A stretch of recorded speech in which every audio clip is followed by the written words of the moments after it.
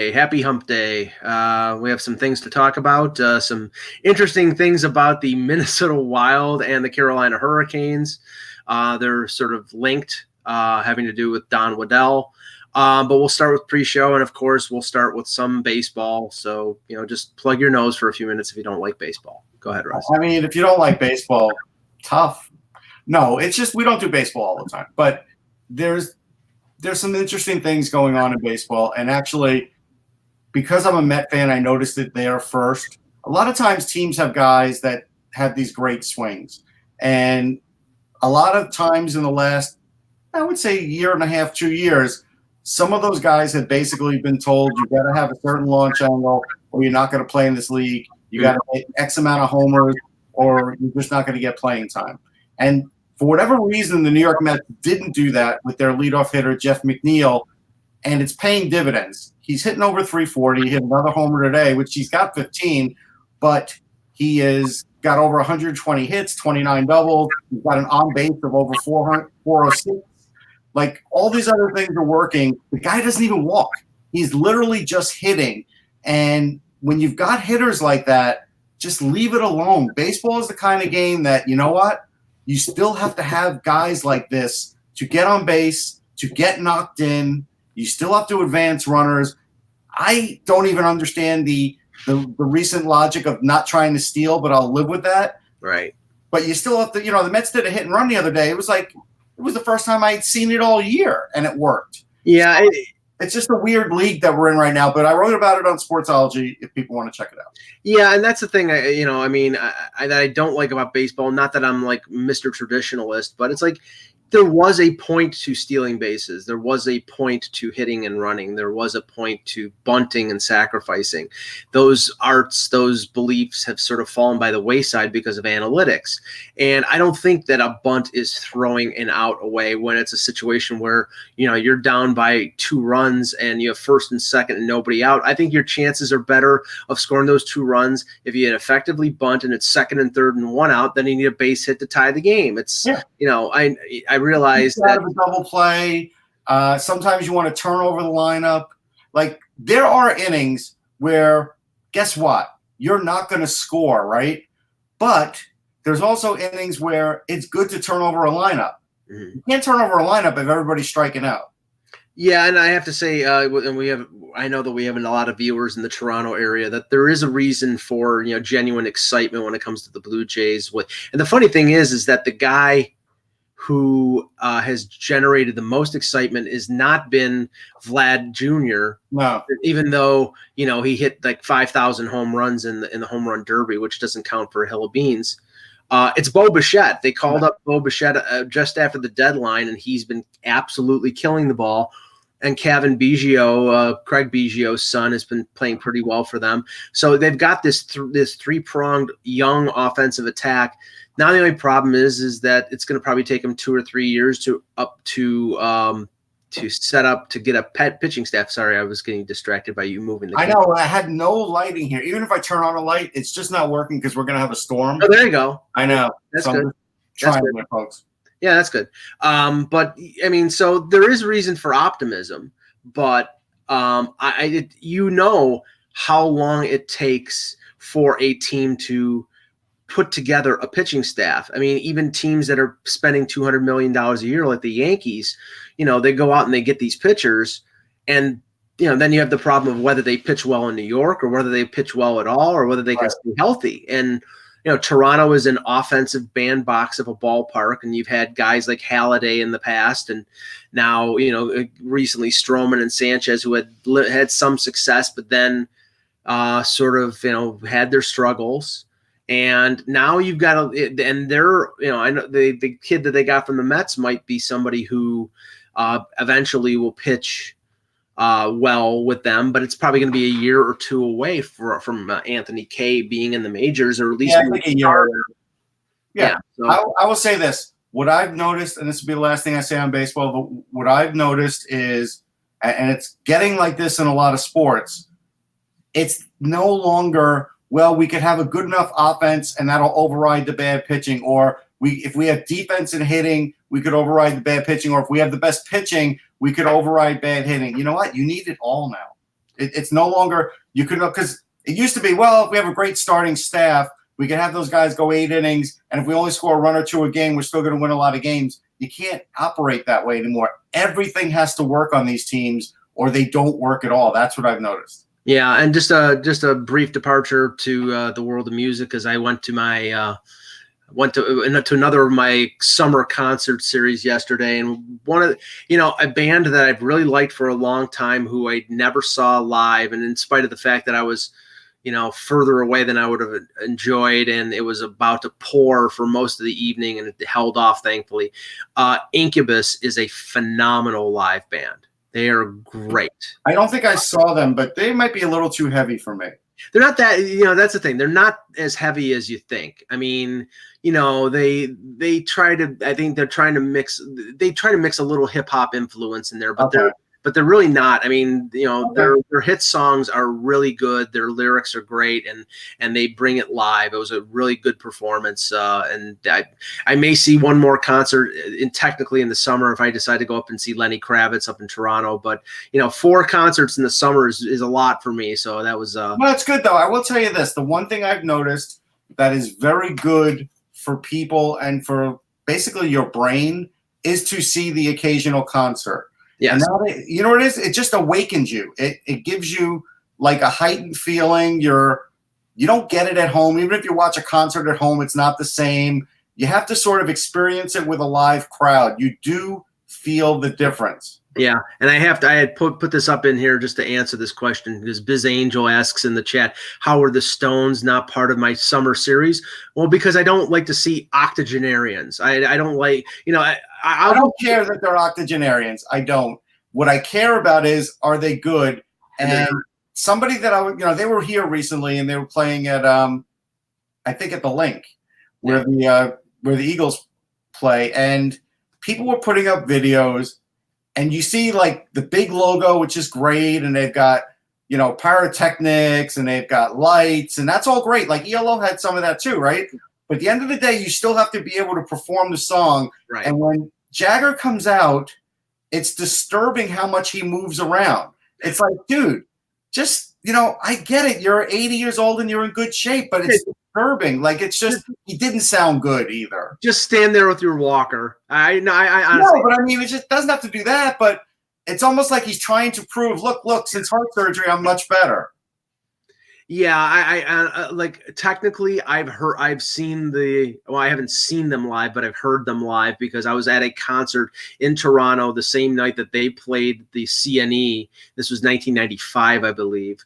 And the Stone Temple Pilots opened up for them, and I heard them play a few songs in between the intermission of another concert I was seeing across the street. So technically I did see or hear the Stones live.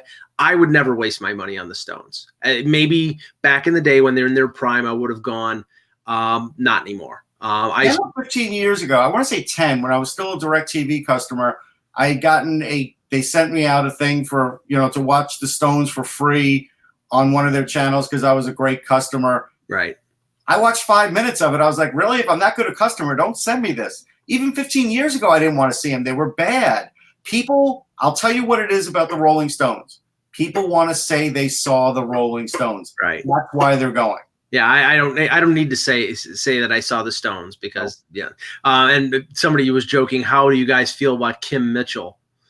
It's like, well, I don't know who Kim Mitchell is. Kim Mitchell was the former lead singer of a band called Max Webster, and he had some solo hits called "Go for Soda" and "Patio Lanterns." He's Canadian. He also did some broadcasting on Q107 in Toronto. I like Kim Mitchell, so it's like, a couple of the songs. So anyway, all right, let's get started. Eck will be joining us in a few minutes. So everybody says they're joining us right now. It's just you and me, Mike. Yeah, right.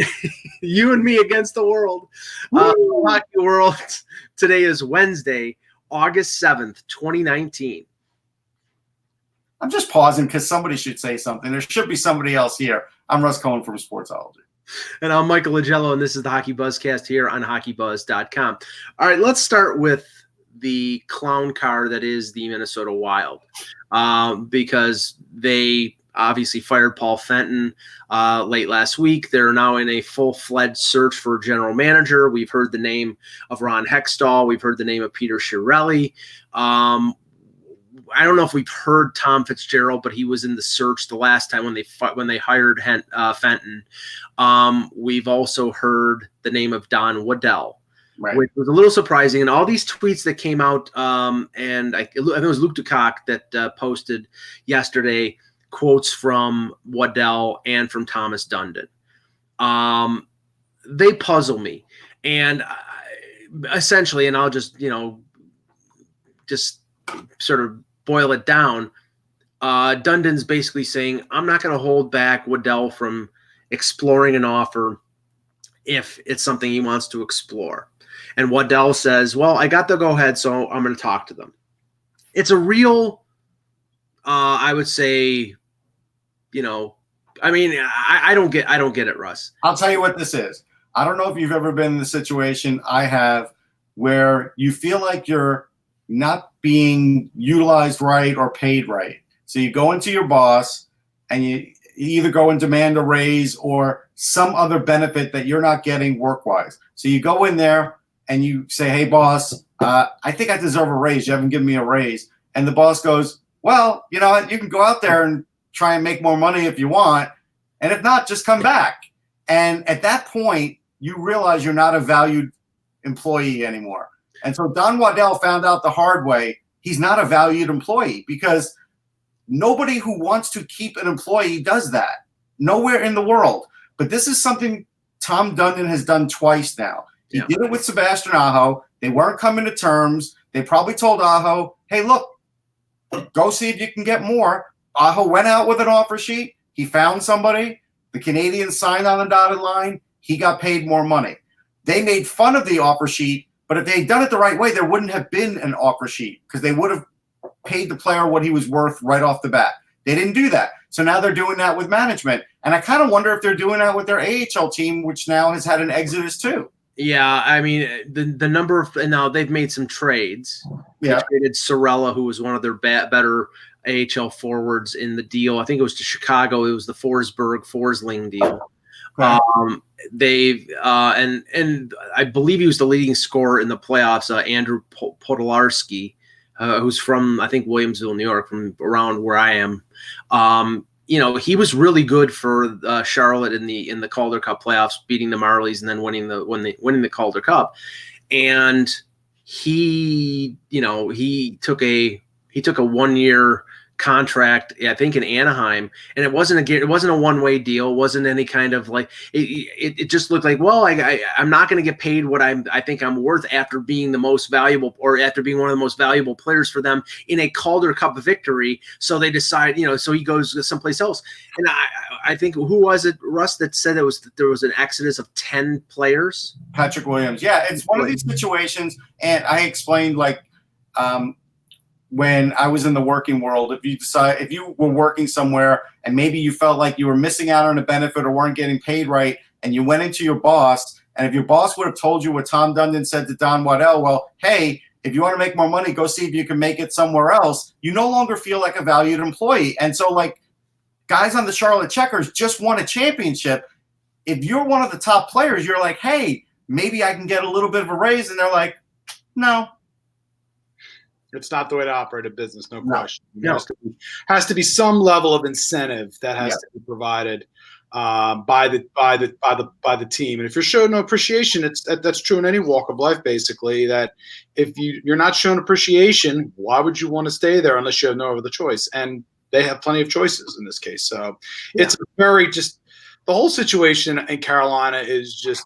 It is about as oddball as it gets in terms of how we've seen teams usually operate, at least in the modern NHL era. I mean, in terms of taking it and walking, either take it or leave it or walking, you don't hear that as much anymore, at least in this modern era, especially with the players' union and everything else.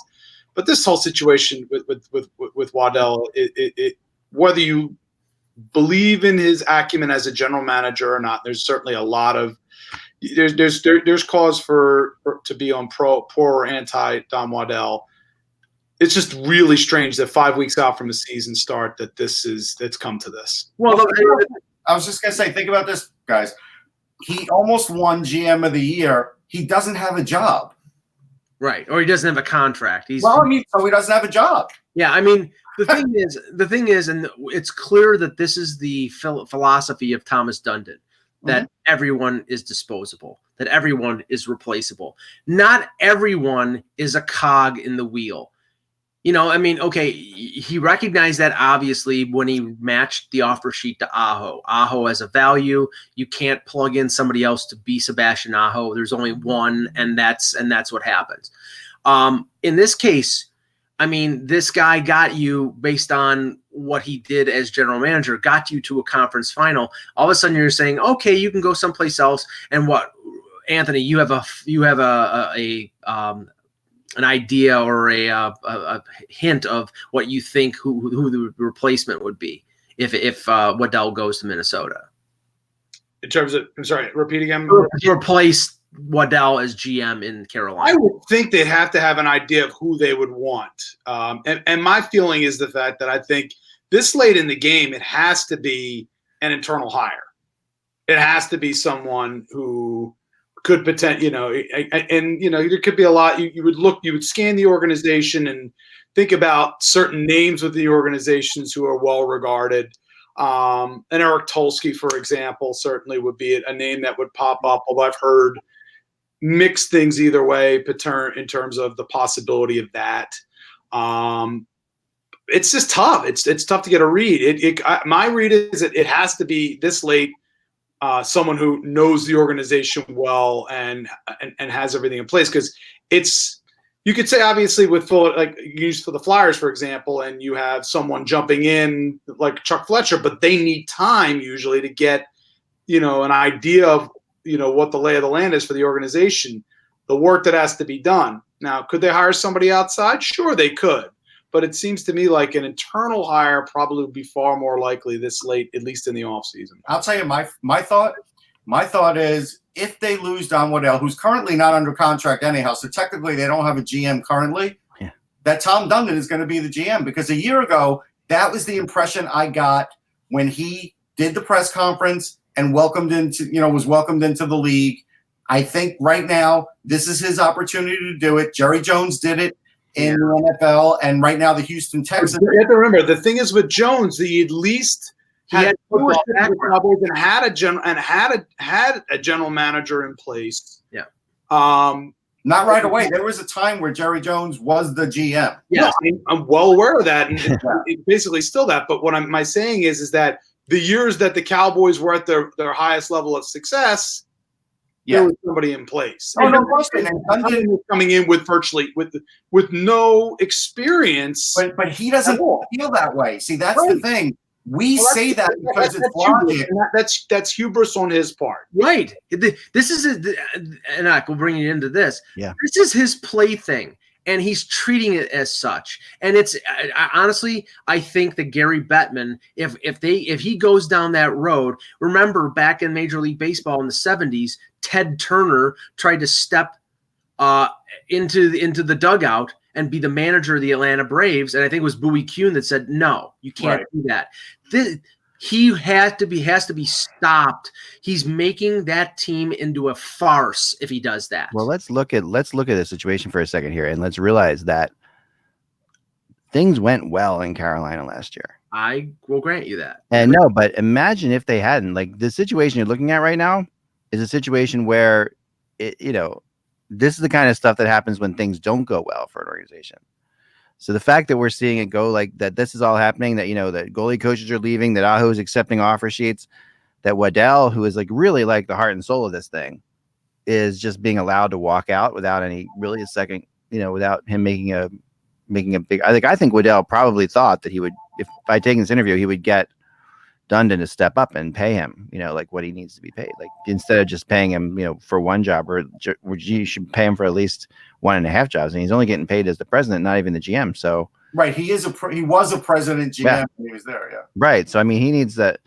So I mean, of all the people, Waddell is definitely has to be the most concerning if you're a Carolina person, because this is the guy who was the general manager, who really is the heart and soul of this whole thing. And has been there, long enough now to be able to fight. Waddell has tried and begged other people. I know people who've gone for that job who begged them to come in and be the GM. Waddell has been looking to replace himself as a GM, and yet Waddell is thinking about taking a GM job, which is really a strange thing to me. Like that, I really thought Waddell was kind of done with the GM world. Like I really thought that was his thing. He didn't want to be a part of that. I don't know. I mean, there's a lot going on in Minnesota that's beyond this. But I get the impression that it's not going to be Hextall. I really do. I get that strong impression. I don't either. Another name. Well, a name that they had interest in popped up just a few minutes ago via Elliot Friedman. He tweeted out that they wanted to talk, meaning the Wild wanted to talk to Rangers assistant GM Chris Drury, and they were denied. Yeah, denied talking to him. And that's predictable. There was no way this late in the game, with the Rangers going through the rebuild they are, giving Chris Drury, he's got the run of Hartford. He is running the Hartford organization. There's no way they were going to let him interview. Yeah, I think that he's in the middle of that. I mean, it is interesting when people get, when these assistant GMs interview for these other jobs, because think about what's happening there really in actuality. Like if you're like, it would be like, someone like TSN coming and saying they want Mike Augello to be there to host their new podcast over there, and Mike coming to me and saying, I'd like to interview for that job. And I'm like, yeah, well, sure. Go ahead. I'm not going to stop you. TSN will probably pay you more than I do. So go ahead and take that job. Right. So go ahead and go and interview for it. But then Mike doesn't get it. Then Sportsnet comes and Mike says, I'd like to interview for that job. And, but just pretend we're all like, because really the salaries are all the same. So just pretend all the money is roughly the same. There comes a point at which when an assistant GM interviews for enough positions that it starts to really like give a bad feeling around the organization. Like if Drury keeps like interviewing everywhere, or a lot of these guys like Fuda or Zito or name these assistant GMs who have interviewed for a bunch of jobs. They still at the end of the day they work for the teams they work for. And granted, teams don't want to stop guys from getting head GM jobs, but they need them to do their jobs too. Yeah, right. They don't want them to constantly just be looking for other jobs all the time. And I know. I think the Rangers. This is what my guess was with the Rangers, because I heard this actually might have happened with a couple of the other people that they went, okay, I mean, Leopold's obviously trying to do his diligence and getting in as many people as he can. And one of the things that you do when you do that is you want to get as many opinions as you can, and not necessarily even to interview, even to hire them, but just opinions. Like if Drury comes in and tells you, well, this is what I see is wrong with the team. This is what I see is wrong. You love to grab all those opinions. And the Rangers might have said, listen, are you really serious about hiring Drury as your general manager? And they might have said, well, he's on our list, but not like one of our top guys. Well, unless you're serious about him, we're not going to let you talk to him because, if he's one of your top finals candidates, then sure. But otherwise, well, no. I have to say this because how long did we hear Paul Fenton as the next GM? Almost as long as you heard Fletcher, the next GM here. Right. Both were preordained before the firings even happened. What I'm saying is everybody, if there was an open job, the first name out was Paul Fenton. And now after a year, he's gone in Minnesota. And you have to say, okay, not that it's a slam on other assistant general managers because everybody's based on their own value and their own abilities. But for somebody that was so lauded as Mike, with him, I think there are some GMs that are out there that are definitely lauded, right? They're definitely like when Chiarelli was an assistant GM, he was getting interviewed all over the place for Ottawa. He was like you knew he was going to become a GM, right? But there are some guys that are really specific to specific situations. Like I think Fenton was getting his name around and had these believe it or not, like assistant GMs have agents. They get their names out there and they put them out there to try to make it But I don't think that many people were really interested in Fenton. Fenton was very specific to what you saw because of the Nashville connection with Craig in Minnesota. And I don't think that a lot of other people really seriously. I don't think Fenton got very far in any of the other interview processes or anything like that. No. So I mean, you might hear these guys' names out there. Like Fuda's another one. I don't think he's getting very far. I mean, eventually somebody might just like Hextall didn't really interview for a lot of GM jobs before he got. Well, the job of the Flyers. I think the big question here, though, is Leopold going to be shy to go for another AGM that doesn't have GM experience, or is he going to? Yeah, I think he is, and I think the problem with that is the ones who have GM experience out there are not the greatest options for him. Like, like Hextall's not a good option for him because Hextall has staff issues. Like people like, and that, I mean, you just, a staff overthrow basically of Fenton. I mean, that's what happened there. When you read that article that Russo put out. Yeah. And, that almost describes the situation in Philadelphia too. Wasn't it really freaky? Yeah. And, as soon as I read it, I'm like, you could probably cut and paste right. name in there. Yeah. Right. So, if I'm a friend of Craig Leopold's or someone else is a friend of Craig Leopold's in Philadelphia and you're getting a call from Craig Leopold's asking about Hextall and you've read that article, you're gonna be like, listen, that you're walking into the same situation. If you hire Hextall, you're not going to change things. Right. And it was kind of bizarre. And yet, and I guarantee, because Russo is a really good writer and a great journalist, and I talked to him briefly, I think he left out some of the even more incredible things that weren't even in that story, which is unbelievable. I mean, that Fenton story was what it was, but I think there was stuff, and I know because he told me that there was stuff left out of there that was even crazier. So when you think about that, Hextall's not your answer. Chiarelli is not Hextall, but he's now over. He's over 2 now, right? And that's the issue. And if you go back to Boston and ask Boston about Chiarelli, they will tell you a lot of things that the Flyers would tell you about Hextall and stuff like that, because there were some real issues in Boston. Lombardi is, another. So these are the experienced guys. Lombardi has his own baggage with him, and a lot of people don't really give Lombardi enough credit. I don't know whether it's true or not, but in LA they don't give him the credit for that team. But Waddell. The interesting thing about Waddell is that Waddell is like a GM who has experience, does really work out very well with the staff. There's no question about that. He's one of the guys that is loved absolutely wherever he goes. He is a really great person in general. Players love him, fans love him. I mean, Waddell's famous for walking the concourse in between periods for the Thrashers, and just talking to fans all over the place. That's Don Waddell. Like, that's what he does. You would never see Hextall, Chiarelli, or Lombardi doing that. Actually, Hextall did do it a little bit early on. I would see Hextall with the occasional fan, but as his tenure grew, we saw less and less of him. But at the beginning, he was pretty visible, actually. Yeah, no, I guess that is true. And with the fans, though, I never got the sense that Hextall was comfortable.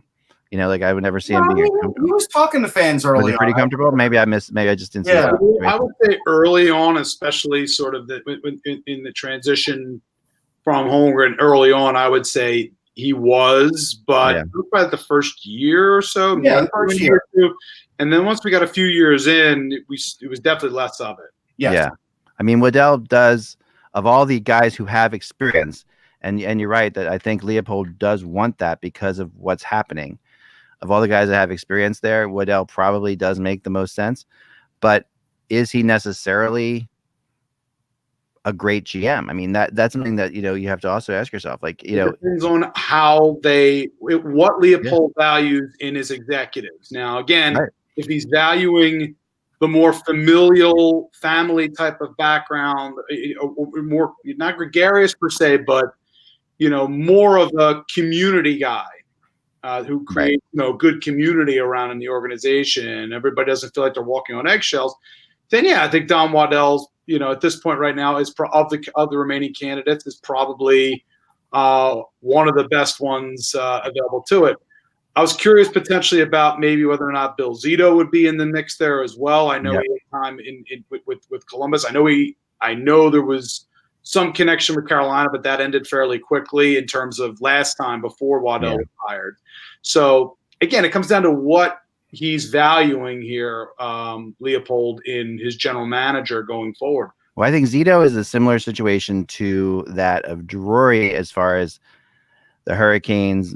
I mean, I wouldn't expect that Columbus would give Zito permission to go to talk to them unless they were serious about him to the same kind of way. Like, I think that would be kind of like that kind of situation as well. Like, and I think you know what? I think with Zito, it's more likely they would give him some play because he's been there a while. Like, Drury's only been there a short time. And like I said, if you let him interview and let's say he takes the job, you don't have anybody running Hartford. Like, that's a big right. That's a very big deal. Now, the thing that people I don't think know, he's been there forever, so chances are somebody under Zito can do that. But the Rangers hierarchy is fairly new. Yeah, no, that's true. And they could rehire Jim Sharp. Mike, switch off of Anthony in the camera if you could, because we love Anthony, but we're seeing a lot of him. All right, so wow, my wife said the same thing. It's okay. It's all fine. Yeah. No, but here's the thing about Zito that people I don't think know about Bill Zito is, first of all, he isn't the only associate general manager in the NHL, which is kind of interesting. Like, he's actually not an assistant GM; he's an associate GM. He has made trades, like he made the Seth Jones trade, for example. He makes trades. They work Kukalainen and him work very close together. So he has some like actual general manager experience. He has run, the Sea Monsters up there in Cleveland, and to great success up there, and had great success with different situations. So he has a lot more experience and probably gets paid more than most assistant GMs. So I'm guessing that, that. And he's interviewed at a lot of places, which I think is at some point Columbus is going to get pissed off about. Like, I would think, I'll tell you what, he interviewed with me in 2003 at the draft. Yeah. We did a show at on the concourse. That's the first time I met Bill Zito, and he, I believe, was bringing around Petteri Nokalainen, who was the Islanders draft pick, and he corrected my pronunciation of that, and I was like, Zito. He is crazy smart. Afterwards, I was like, I just met this guy, and he's already correcting me. Yeah, no, I more regularly, Russ. Yeah, no, he's crazy intelligent. I mean, he's a Yale guy. Yeah, he is smart. I mean, I think it was 23 or something like that, was on the Wisconsin Superior Court as a judge, like one of the youngest ever to get there. He actually went to school with he actually was a classmate and very close with the guy who just got put into who was their Supreme Court guy, who was all with all the controversy. And what was that? Kavanaugh. Yeah, Kavanaugh, another Yale person, right? They were same class, I think. Nothing wrong. So yeah, but for what it's worth, So anyway, no, but I mean, he's incredibly smart, and I think the perfect solution for that situation in Minnesota. But maybe Craig wants a guy who's got official GM experience. I don't know what that means. What official GM experience means. Anyway, that's the dogs upset over there because of the storm, which I also have this. I have my Shih Tzu will find me if it starts thundering out too, because it's crazy out here. So yeah, that was that's something that I think there's a lot of people in play here. From what I understand, I think from what I understand, the Wild are going to be taking a couple days now to think about it. There really is no great hurry. The interesting thing about this for the Wild, which was funny because I was talking to somebody about this, is the Wild have this history of not having a whole lot of press. Like, when you think about like the stories that we've covered over the years involving the Minnesota Wild. Like, there aren't that many big stories. Like, they tend to really hang in the shadows, and they aren't a team that has that does anything extraordinary. They did a survey, I think it was 3 years ago now, of everybody's favorite team and their second favorite team, and the Wild were like last. Like, no one considers as far as second favorite teams. Like, if you're not in Minnesota, no one follows the Wild. It's an interesting thing. Like, they're not, maybe people in Finland. I'm going to disagree and say people in Finland do, because they've had a strong Finnish presence on that team for a long time. And I noticed that when you talk to Finns or like when I go to international events, they do follow the Wild and have Wild memorabilia. But I know the Wild are conscious of this, and it's funny because one of the things that occurred to me was that they really did this at the right time to actually get more press than the Wild probably had ever gotten, because they really do own the press cycle right now. Like, there's nothing big happening.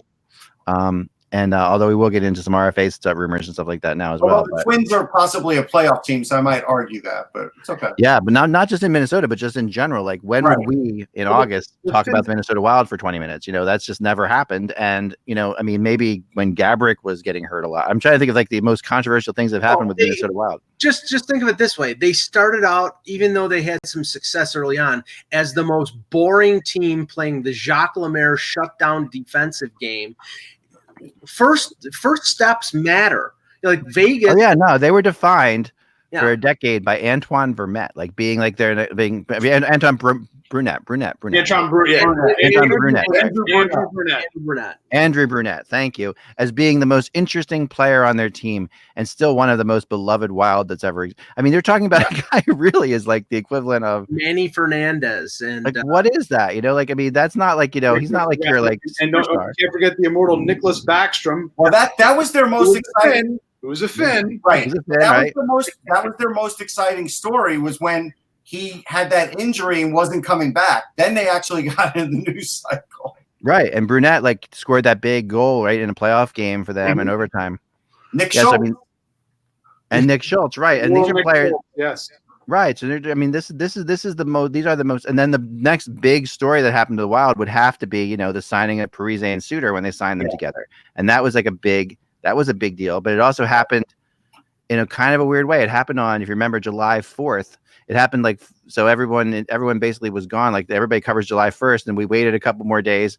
And I'll never forget, like, setting up for the big annual picnic that we have in the shore with the beach and everything, that we have this big giant family brouhaha that I'm in charge of, and I'm having to like run inside and report that they have signed. But I've never been invited to, but that's okay. Continue. Yeah. Sure. You've never been invited. You never will. I only worked for you for 10 years. Never a dinner. You'll never be invited to that. That's that you're not in that world. But you're not in that class of my friends. Oh, wow. That's fantastic. Fine. All of you are invited next year. No, I'm just kidding. And yourself. Anyway, it's funny. It's really funny stuff. So we have let's move on to RFAs. Let's change the subject. Uncomfortable silence. Well, I want to start. Now we have to. I was considering you for an off the post guest spot, and now forget it. I know. I've been lobbying for an off the post guest spot forever, and never, nothing. Not happening now. Man, oh man, Anthony, you're invited. I was talking specifically to Russ. I wasn't talking to you. Russ, even though Russ is like by far the closest person to that place, like he's like, you're only what? Like, how far are you from the Jersey Shore, Russ? Like an hour.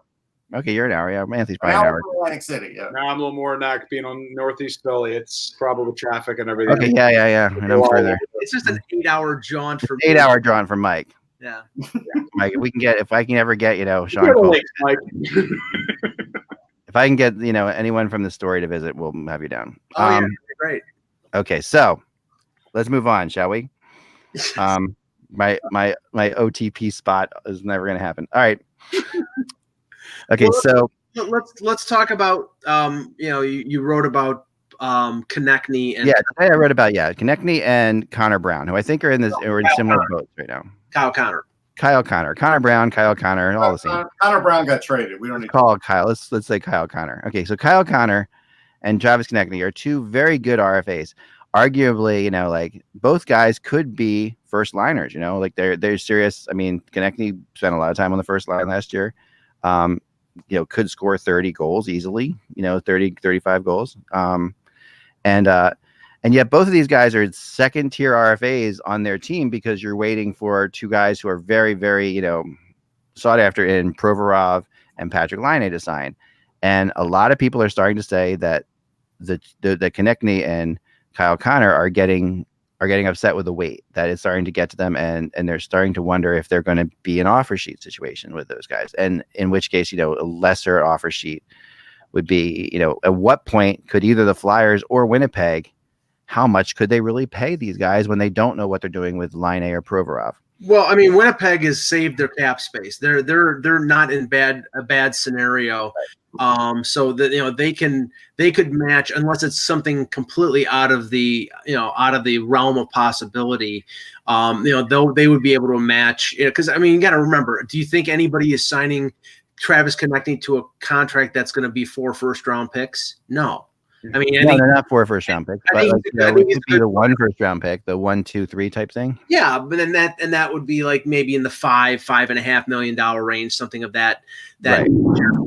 I don't think that would be the best thing that Kevin Cheveldayoff would want to do, but I think there's a distinct possibility that he would match that, and then it would make or if it was Connor with the Flyers. I don't know what their cap situation is right now, but I mean, I wouldn't think they are currently. I'm on cap friendly right now, so projected cap space for Philadelphia right now is $13.4 million. Yeah, so they have enough money to sign both of them, but the question is, does Provorov go out and get an offer sheet, which I don't think he will, because I don't think anybody's offering offer sheets. I just don't think it's going to happen. Not yet. No, not yet. And maybe it happens in October. But right now, I think it's all still a bluff. I think it's all a means to push the progress forward, and that's why it's not going to happen with Marner. Right. It's not going to happen with Rantanen. It's not going to happen with Point. It's not going to happen with the big guys. Is there a better chance it happens with some of the secondary guys? Maybe, but I still don't think it's going to happen. Well, they both are in a weird spot, and then the question is what are those guys worth? Like Anthony, what is Travis Konechny worth? That is in your opinion. In her quick question. So again, I'm holding to. I do believe it'll be a bridge deal. I think it'll be about 3 years, and I think it'll be somewhere in the four. Could climb up to as high as to four. It could be between the $4 and $4.5 million range, maybe 4.25 AAV. Yeah. Again, I do wonder about how they structure the deal. That may be an area that may be where there may be a bit more of a haggle. Again, the one thing I think Philadelphia needs kind of an idea of with Travis is his defense. He needs to shore up his game, his defensive game. His offensive game is good. It's the defensive game, his defensive consistency that's the biggest concern for them, especially if you're going to play him in a top line role. Yeah, that makes sense. I mean, and he's. You obviously don't want him. He's not going to be a defensive stalwart, but he does have. I mean, that is. But you can't have as many blown plays as I've seen from him. Yeah, in his own zone. Yeah, no, that makes, especially if he's playing with if he's playing with those high. You're playing with Sean Couturier, and you're playing with Claude Giroux. I mean, Giroux's a solid defensive player. But you're playing with one of the best, and sometimes I do wonder if there's a little bit of a false sense of security because Sean Couturier is so good defensively. Yeah, I think that definitely plays into it. And Giroux's defense has things slipped a little bit as well, but not. But again, the role as a left winger, his responsibility is less so. Right. Than it's been when he was at center. When he was at center, you definitely, I think, Giroux was being exposed defensively. Right. Okay, so we've got Konechny maybe in close to 5, but not quite 5 range for good percent. It's going to be. I think that's probably above where Philadelphia would want to go with Travis Konechny. It would have to be. It would have to be with term. It would have to be 4 years. 4 years is walking directly to free agency, right? And I think teams want to avoid that. So I think 3 is what Philly is trying to get. Yeah, 3 is what makes sense. But we say that. And he won't get signed until they have some sort of idea of Provorov, or they will wait until September something, and if Provorov doesn't sign, then they will sign him. Yeah, they'll get that duck in a row and finish, and then they'll figure things out with Provorov. Because again, they're in a circumstance, I think, with Philadelphia's defense, that they could put out a credible blue line. You'd want to have Provorov in there, but that's the reason why they're holding it. They're holding 8 defensemen right now. Yeah, it makes total. And then they're in good shape as far as they do have some depth on defense. They could withstand Provorov being out for a little bit, but it's not one of those things they want to. I think you want to go along with that. I think you want to max it. You want to optimize your blue line as much as possible, especially if you're trying to especially after the acquisition of Niskanen. I think you want to have that's a pairing I do want to see together, Provorov. And that's going to take time. It takes time for defensive pairs to mesh. It does take time. The other thing I was going to say is, I would imagine you want to get out to a fast start this year with Philly, with the Rangers and the Devils getting better. That's something where Philly has to get out to a good start. If they don't, then people are going to start questioning that defense right away. Oh, I totally agree. I completely agree. And then that'll be a real problem. How about Kyle Connor? What is he? Is he worth more than Konechny or less? A lot more. Yes, a lot more. Okay, so you're going a lot more. Yeah, no, and I honestly think that right now that Kyle Connor has a better chance of getting the long-term deal from the Jets than Laine does, because Laine, in spite of the fact that he's, I think, a better goal scorer, he's more of a one-dimensional player, and there's, I think there's still a question of what type of player he's going to be, and in that instance, I think that Cheveldayoff is going to say, why don't we go the bridge route? Now, I don't know if Laine is going to agree to that. I'm sure he wants long-term security, but he's not going to get $10 million a year on an 8-year deal like Jack Eichel did. It's not going to happen. So, with him, it's almost like, and I'm not saying it's as acrimonious as Trouba, but I'm saying what he would want, or what his representatives would want, is to walk closer to UFA, get a bridge deal, get a 2-year deal, get a 3-year deal, get some money, but you're not going to get big money. This is the same situation that is with Marner. Darren Ferris asking $10 million on a 3-year deal is, he's been sniffing glue, because that's not happening. You don't get that kind of money on a 3-year bridge. If you're talking, for a guy like Laine, who was a 2nd overall pick and who scored a ton of goals, you're talking $7.5, $8 million in the current construct of the NHL, and Marner's probably going to be more than that. But you're not going to get – I don't think you're going to get the long-term deal for Laine. I do think that they want to get Connor locked up because he could score more than 30 goals. I remember Laine and Elias Pettersson now are the cover boys for NHL 20 in Finland and Sweden. So Laine now probably thinks he's worth even more. But Connor, I would probably give a 6-year deal, because while I'm pretty sold on him as an NHLer, I've got to make sure that 5-6 years from now, he's not all banged up. It's not like he's a small guy, but he does have no filter. Like he will get in the fracas. He has no fear. Konechny's that way too. And so I can't give him years, because I just want to make sure that Connor's still healthy at the end of 6 years. But I'm hoping that he gives me 65, 70 points a year. That I'm still hoping for. So I give him a 6-year deal. And if you're and we know that general managers and we know that agents look at comparables, and if it's a 6-year deal, the comparable that's going to be used is William Nylander. And honestly, Kyle Connor is a better scorer than William Nylander. He's a better goal scorer. Yes. Now, is he a better player? I personally think he's a little better. I think he's a more complete player. But, Nylander is probably going to score 65 to 70 points and, playing on Matthews' wing. And I don't know what Connor is going to score, but from what I've seen of him, I think he's more complete at this point. And I think his agent's going to ask for 7.5 a year.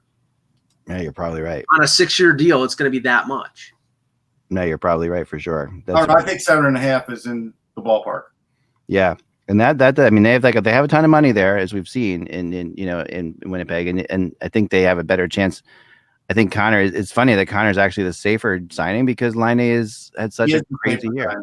Yeah, which is why Laine's name is definitely coming up in trade rumors and things like that, which is going to continue. It's not going to stop. I mean, that I really put it at 70% that Laine is a Jet. But that sounds like, okay, well, he's going to be a Jet, but that's really a pretty ridiculous number when you consider that where Laine is. Like, that there's 30% chance he could end up someplace else is pretty high for a player of his standing this early in his career. But that's how little that's how they were definitely nervous about what happened last year. Well, here's the thing. I mean, Connor had multiple 30-plus goal seasons, right? Yeah. Laine had that one great year, and then last year's considered a down year with 30-something goals. So you feel like you've got upside with Connor, even though he's not the same goal scorer as Laine, but he's clearly a better assist guy. He'll get a lot more assists. And then you feel like with Laine, it's like, I want more, because Laine doesn't really do anything else, and that is the issue. Yeah, that's right. He really doesn't. He is one, and he's very good at it, but he's very good at the one thing he does, but that's it, right? Before we go, I wanted to touch on something else quickly that I thought was kind of fun. Okay. And that is today that I saw now there's a lot of different people that do this, but the one that I usually look to release their over under for points this year. Oh yeah. And this is and it's always fun to go through this. And some of these are very bizarre. And I really think that, so stop me, guys, if you think that any of these are really, really wrong. Like if you would say, okay, there's just no way here. Now, what site is this? Because last week the Bet Online site was the one. Yeah, this is not Bet Online. This is Westgate Superbook in Las Vegas, which I tend to find in this particular thing is the best. I don't know, like this is one I usually wait for. Okay. So Anaheim at 80.5. That's probably fine. Yeah. Arizona at 91.5. That's high. I mean, that's assuming a lot in terms of Kessel's effect on Arizona. Yeah, that's a lot of Kessel buzz there, I think. Yeah, Rant staying healthy. A lot of their forwards staying healthy. That's a lot of faith. Yeah. That is a lot of faith. Yeah, I would bet under on that. Go under on that one. Yeah, the Bruins at 100.5. Yeah, I think. Yeah, right. I agree with that. Yeah. Right. The Flames. The Buffalo Sabres at 83.5. Yeah. They could go higher. They could go higher up on. I think they could. With again, I'm curious to see how they do with Kruger at the helm. I mean, 83 points in the NHL. It's like pretty easy to get. Yeah, I would probably put the over on that. Let's say this: if they go lower, then I worry about Botterill's. Oh yeah. Yeah. That's fair. Calgary at 96.5. Depending on the goaltending situation, sure. Yeah. A lot of faith in Cam Talbot. Yeah. Rittich. I think that's right on the money. I think that's right around what they're going to be. Yeah, I would say so. We'll do this as a game at the beginning of the season, we'll do this for sure. But I think so. I'm going to give you some of the ones that I really found were kind of strange. There's still some movement to be done, so I think you can definitely revisit this again at the start. We can definitely revisit. But Carolina right now at 94.5. Lower. No, that feels like based on all the turmoil. That feels crazy high. Yeah, it's either there or under. It's either right at 94 or under for me. That'll be adjusted like if Tom Brady has the flu on Saturday and Brian Hoyer starting a quarterback. Then you're going right. Okay. Colorado at 98.5. I think they're going to be really good. So I think people are on the Colorado right where they're going to be. Yeah, people are definitely on the Colorado. With Gerard, with Makar, the full year, Kadri is the number 2 center. They could really be good. Here's Columbus at 83.5. That's about right. It's just you had that feeling with Columbus that they kind of got to their apex last year. I don't know. The exits that they've had, unless the younger players they really step in. Yeah, unless Gustav out of the mix, and you're putting a lot of faith in Corpusalo. Yeah, no, that's for sure. They really got it. It could be above, but they really. We'll give them more, but 83 is about right. Guys, I would go. I definitely think that's low. Like to me, that's about 5 or 6, definitely low. Because I think just because we tend to see in the NHL when a team we tend to see what happened with the Islanders last year. But there's a lot of teams in the East, Eck, and it's going to be hard for them to compete. Yeah. Corpusalo and Elvis as the goal. I was just texted, by the way, that Elvis is off. Has an incredible rookie season and puts up Bobrovsky level numbers. Sure. Then I was just texted that Waddell is staying in Carolina. Does he have a contract? I don't know. He's staying in Carolina. Not yet. He loves the real estate in downtown Raleigh. Dallas at 96.5. Yeah, I could go lower actually. People are really in Dallas right now. Bishop's helmet. I know they got Pavelski, but I still worry about Bishop getting hurt every year now. Yeah, I agree. Montreal at 88.5. Doing some of that. No, they could go higher. Lower. No, they could go higher too. I think they could go higher. 88.5 is just Mike is in hating mode right now. No, I'm not. They didn't make a major ad. I give them all the credit for being an overachiever last year. Price played a lot better. Weber came back like he, hadn't missed a beat. I just don't think there's a lot of there. Just to give you some context, though, they have the Devils are also at 88.5, and the Rangers are at 88.5, along with Montreal. The three of them are all. They're going to be wrong on one of the two with the Devils and Rangers. I don't know which one. Yeah. It depends on, we've talked about the problems with both teams, so I don't know. I don't know about it yet. I'm more optimistic about those two teams. And the Canucks are also at 88.5. Nah, I don't think so. I don't see it. You've let her down. I'm still waiting for one here. Yeah, they're overestimating the if Pettersson can stay healthy, the additions they made in free agency and trade. Well, Quinn Hughes. Yeah, true. To me, here's the first one that is blatantly over, and that's the Predators at 97.5. Yeah, that's under big time. Yeah, like that to me, like the Predators. The thing is that I do have to keep in mind the Laviolette effect. Yeah. And I'll bet a hot as long as the team is still listening, because as we all know, Pete has a shelf life. Yeah. And I think that's getting close. I mean, I really do. I really feel like that's I think it's talent-wise for sure as a team. Yes, that number's low. They should. Now it has the Penguins and the Sharks both at 94.5.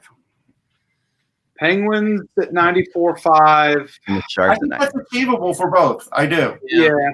You see them as finishing in the same area? Like I don't necessarily see that. The health of the goaltenders is gonna be big there. If Matt Murray can stay healthy, because there's a big drop off from Murray to their back. I mean, there is. Actually, the Jets as well at 94.5. So I think they could be under a little. The thing is that once they get the couple of those players brought back, then you can probably bump it up by a few. I think that's one of the ones you got to wait on. Yeah, Flyers at 90.5. Somewhere maybe it's about right. Maybe a couple points above. Where did they finish last year? Again, I can't base it. Yeah, we'll have to see. Again, if you're in so much on your division. Like this division is going to be very good, so it's hard to say points wise. It's tough. Yeah. I've got one more thing to add. A big story broke yesterday over in China. Right now, Alex Ovechkin's over there. He's like the NHL ambassador, so people are enjoying him. The other day, he rode one of those water hoverboard things that I saw that was pretty cool. But he also didn't say he was coming back after 2021-22, which also could be a lockout year. And so that could be the last year of Alex Ovechkin in the NHL, and he might go straight to the KHL at that point. Because if there's a lockout even for a week, I do question whether he'll be back. Well, his contract is up at the end of next year, 2021. Right. So if there is a lockout, then he's a UFA. He's free to go to the KHL. No, that's what I mean. I don't think he'll be hanging around waiting. Right. No, but the question is, will he come back or will he just stay there? I don't think he'll come back. Right. We'll see. But again, we'd have to see how things go during that. If there is a lockout and he's there for the season, we'll have to see how that goes. Yeah, I mean, I think it's great. Like he's doing this thing in China with the NHL, which is really a good thing. And it's also a good sign that he's doing it. I think for staying in the NHL. Do they have vodka? I don't think that's anything. I think no. You know what? He has fun. He's having fun right now, going over there and doing this. I think he has had a plan all along, and now that he's won a Stanley Cup, I think that's part of his checkbox plan because he is one of those players that is definitely going to finish his career over there like Datsuk did. I think if we're not thinking, I think you're right. I think you're right about that. What was he, 30? How old is Ovechkin now? Well, he's 04 draft, so he's 31, right? 32. 31, 32. So you're looking at 34. I think Pavel went over at 37. 37. Different age.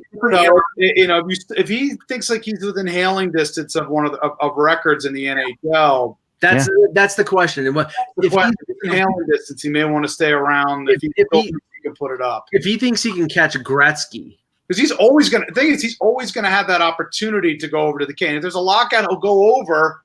Right. Celebrate. It'll be great. It'll be a party, and then he'll make a ton of money. People will love him like crazy. He'll go over there. He might as well. If he's afraid of deals, he'll do 1-year deals in the NHL probably. But if you ever talk to him, I'm going to go year by year to see how I feel. And that's how. If you ever talk to Ovechkin though, he doesn't care about records. He really doesn't. There's a few players that really don't. Right. Yager was also another one who never cared about what goal he scored or what assist. And if you told him it was a milestone, he'd be like, yeah, that's great. I appreciate those other players. Does like attention, though.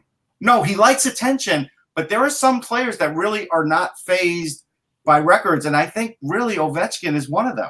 But I think I agree with you, but I think attention and the amount of publicity and praise he would get from Russia, playing a year there in Russia, in his home. That would be hard to turn down for him. Yeah, thanks to Jerkball T.O. in the chat who said Ovechkin's 33, turning 34 in September. Okay, thanks. Okay, Yeah. all right. Man, So we're we're gonna- looking at Jerkball. potentially turning 36 in the That's lock. about the same time as that. Okay, and that changes. That changes a little bit there. Then okay. Yeah. So yeah, he seems a lot younger than that. Unless you look at this, you look at his hair at this point. Right. No, I know his hair's getting gray, but boxing it here and now. yeah, but he's also part of that. Like I think one of the first of that better nutrition generations, like kids who weren't just fed, like peanut butter and jelly, peanut and fluffer butter sandwiches for every lunch, think like we about were it. as children. Like if in 2014 Henrik Lundqvist would have won the Stanley Cup, I think he'd already be playing in Sweden. I don't even think he'd be playing in the NHL anymore. Yeah, you might be right. I mean, you can't blame these guys for wanting to play in their homeland, for a little while. I mean, it's like it's. He was another one that always said he wanted to finish out there and I think play for Frölunda. Yeah, I mean, there's so much to be gained from him, like for doing that. Yeah, I mean, just from a personal thing. I mean, they are still there are a lot of players still go back there in the summers. They are not Americans. Like there are a lot of guys who come over who become Americanized and want to stay here. But there's a lot more guys, especially in Russia. I find Russia and like the Czechs and the Slovaks that really like that the culture difference. Don't you find it odd that we don't hear of any contract negotiation between Ted Leonsis and Alex Ovechkin? I mean, you could say, it's easy. They'll just hammer it out. But it's not easy. It doesn't matter who it is because, again, they can't. Not until next July. But then again, isn't he like represented by his mother or something like that still? He might be. But also, I think the other problem is, what if Washington starts becoming a down team again? I don't know if Ovechkin's going to go through that again. Yeah. He could go play someplace else, like L.A. or New York. But I don't know if he wants to. Sure. Yeah. It's a good point. Yeah. All right, guys. That's all the time we have for today. Thanks so much, Anthony, for joining. Someday maybe I'll come on your podcast. If you're invited. We'll do it live from Margate. At any point. Live. Any point. We're going live. We left out the other part of that. Right. Remember, without the buzz, it is just hockey. We will talk to you tomorrow.